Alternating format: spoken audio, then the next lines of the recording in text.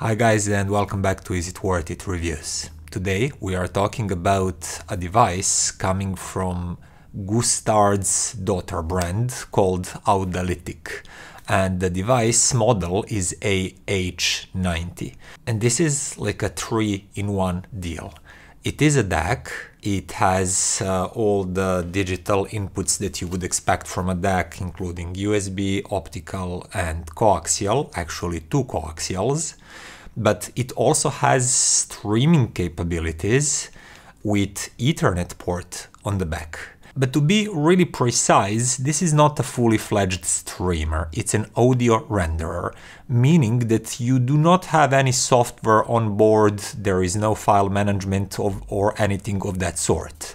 You have to use some third-party app, Roon for example, that I personally used and it worked great with this device, or UPnP, etc.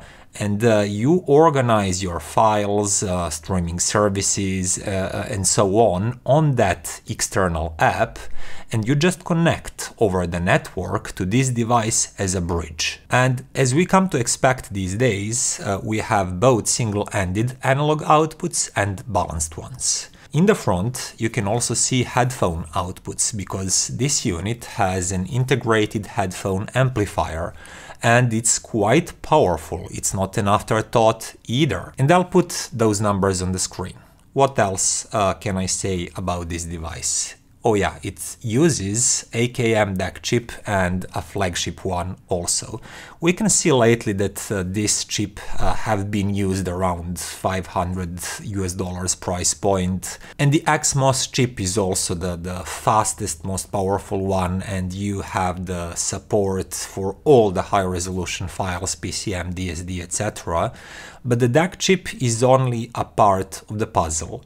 We also have output stage, and then how digital filters are written and how power supply is done, and all of that influences the end result, the end sound.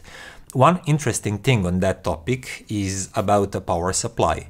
Inside of the unit we already have a switching mode power supply, so you can see you can hook it directly to AC power outlet. But next to it you can also see 12 volts DC power inlet, and this means that instead of using this AC socket you can opt for external power supply of a higher quality, for example a linear one.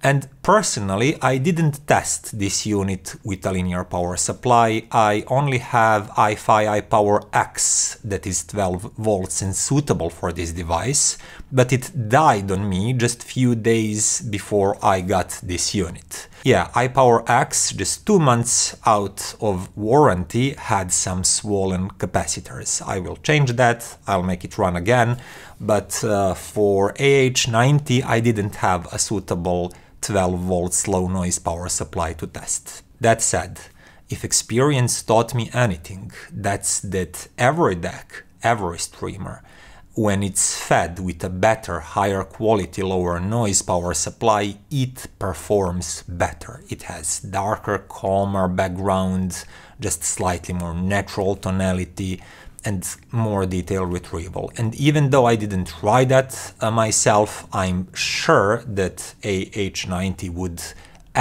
behave the same way. Now in the front, when we turn it on, there is a touchscreen button, and when it turns on, you can see there is a small OLED display. It's monochromatic, black and white, and it's functional. You can do everything you need to do with the device, but it's not one of these modern big color displays, and there's not much to talk about it really. It's a small display that functions okay, it's informative, but it's nothing to look at or to admire. That said, how does AH90 actually sound?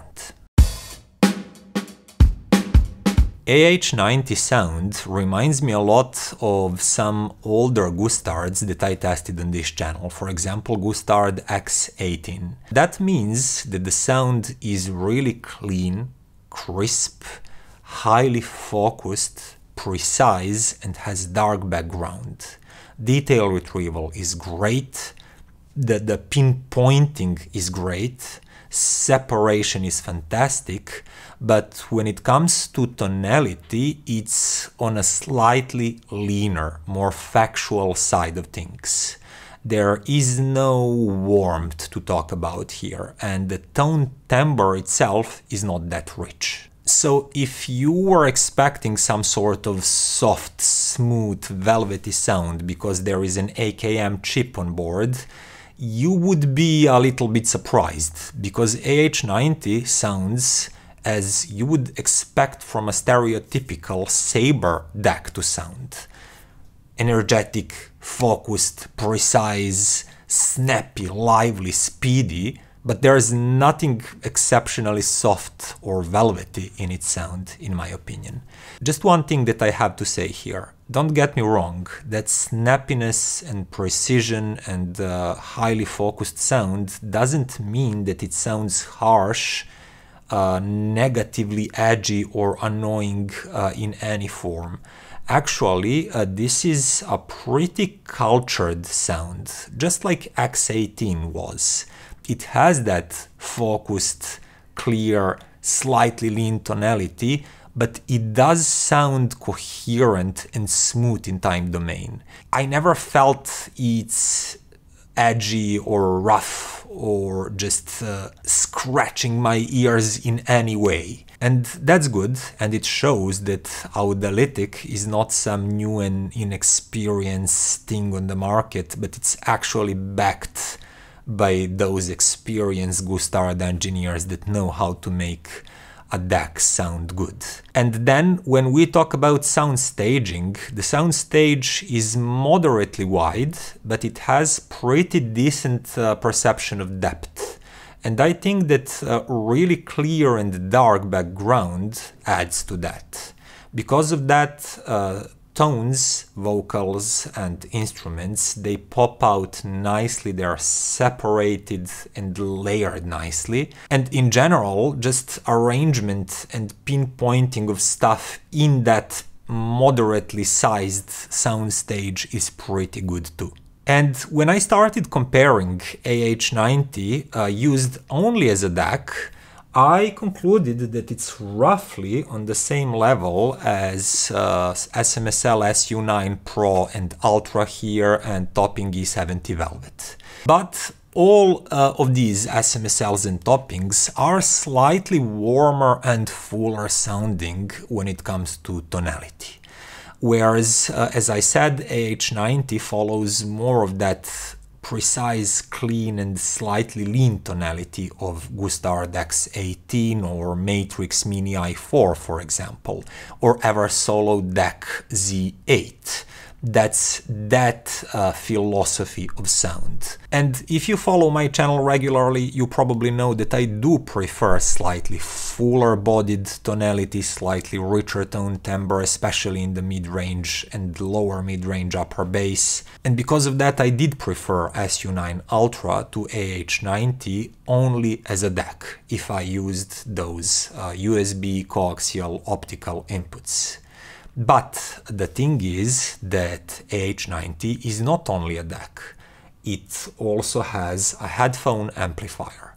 And it's a good headphone amplifier. It's not an afterthought, as I told you. It doesn't meddle with a good DAC performance, and it delivers equally clear, crisp, speedy, snappy performance with all of the same characteristics that I've just explained for the DAC section. And it wasn't choosy about headphones. I could drive dynamic headphones of higher impedances and lower impedance planars equally well. And it's just a very capable headphone amplifier that doesn't impose its own character on top of the DACs character that, as I said, I've already described. And I quickly compared it to SMSL DO400, which is also a DAC and a head amp, but it's not a streaming DAC. It doesn't have this Ethernet port and you cannot connect it to the network. That said, it is $100 more affordable, and to my ears, these two belong to the same tier. Quality-wise, but tonally speaking, I once again preferred SMSL DO400. it just presented fuller tonality and richer tone timbre. If I would to listen something like this, for example, I could notice that tones are thicker and inner tone texture was slightly richer, and everything just sounded a bit fuller and more natural to my ears. But you might still prefer a quick, speedy, very clean and slightly lean tonality of AH90. For my own taste and in my own opinion, the DO400 is a slightly better DAC and headphone amp. And given it's cheaper, if those digital inputs that the DO400 has is everything you need, I would opt for it rather than for AH90. But that said, AH90 is not only a DAC and a headphone amp. It also has this audio renderer on board, meaning it's network capable. You can connect it to network and stream your music directly to it. And I have to say that to my ears, and in my opinion, that is also the best sounding input that you could possibly use with AH90. It gave slightly better detail retrieval, slightly better inner tone texture. That was the best option compared to these other digital inputs. And even if I used unreasonably pricey and good external streamer, I still couldn't achieve better results than this internal renderer that's integrated in the device could offer. And that's where this device actually is the strongest. If you're going to use it as a streaming DAC and a headphone amp, its performance in that mode is really strong. For example, it's basically in line with Matrix Mini i4. And the thing is that Mini i4 is $50 pricier, and it doesn't have a headphone output. And yeah, you might say that Mini i4 has a more modern, nicer, prettier design. At least it looks like that to me. There is also a color display, but it does cost a little bit more, doesn't sound any better, and lacks headphone output. And that makes AH90 in comparison a pretty great bundle. Then we have something like Eversolo DMP-A6, which is $240 pricier. It's a much more capable streamer. It also has both analog and digital outputs, so it's a much better streaming platform. But if you use this audio renderer with some sort of external app and analog outputs on AH90, and you do the same thing with Eversolo DMP-A6, they sound quite similar. That's the same tier sound. To my ears, A6 still has a small edge. It sounds just a little bit less tense and a little bit tonally fuller, but you could definitely say that they're in the same tier and they sound comparable. So if you do not need such rich streaming platform, you can go for this one and save some money. Also, if you need a headphone output, this one has it, Eversolo does not. And this actually leads me to the conclusion. AH90, when used only as a DAC, or as a DAC and a headphone amp, it's not the best that this kind of money can buy. For example, only as a DAC, I would rather go for SMSL SU9 Ultra or even topping D70 Pro Octo, that is the exact same price as AH90 and sounds better. But if you also need a headphone output, you could go for something like SMSL DO400, and it's a DAC, it has a headphone output. Roughly speaking, they're in the same tier. But once again, to my tastes, DO400 does sound just a little bit better, and it's cheaper. But it's the streaming part, that audio renderer inside of AH90, that's when you use it, AH90 sounds the best. And you cannot, for the price difference between this DO400 and AH90, you cannot buy equally good streamer. And if you expand your budget, for example, go to something like Wim Pro and then add some good low noise power supply, yeah, you could match what AH90 is offering, but at a higher price, and more cables, more power sockets needed, etc. What I'm saying here basically, and what I'm recommending, is that if you don't need a streaming DAC, if you already have streaming figured out, or if you know that you're only going to use the device connected through USB or coaxial or optical, you're not interested in network connectivity, there are slightly better deals than AH90 to be found around the same price. But if you want to connect your DAC directly to the network and stream your music, it's really tough to beat AH90 and find a better sounding device at the same price. It offers equal sonic level to Matrix Mini i4 and Eversolo DMP-A6, but a different feature set. Compared to Mini i4, I would argue that this is even a better feature set because you do have a headphone output as an addition. Compared to Eversolo, it's just different. Eversolo is a better streamer, clearly, much richer in functionality regarding streaming, but it doesn't have a headphone output. And only one last thing that I wanted to mention, I saw that there is a hype around the web surrounding AH90. And I saw some people, few of them actually, mentioning that this is basically a Gustard A26 at 1/3 of a price. And I'm sorry to inform you, it's not. Gustard A26 is simply noticeably better sounding. A26 has much more serious power supply section, it has a better output stage, and it shows, it does sound noticeably better.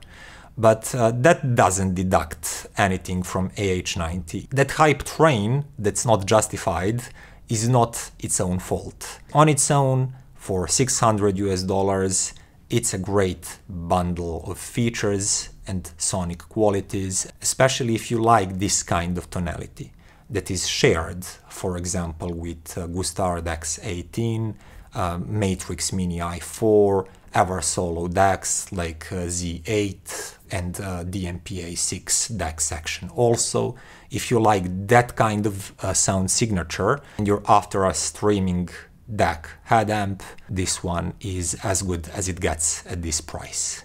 And that would be all for today, guys. I hope you liked the video. See you next time. Bye.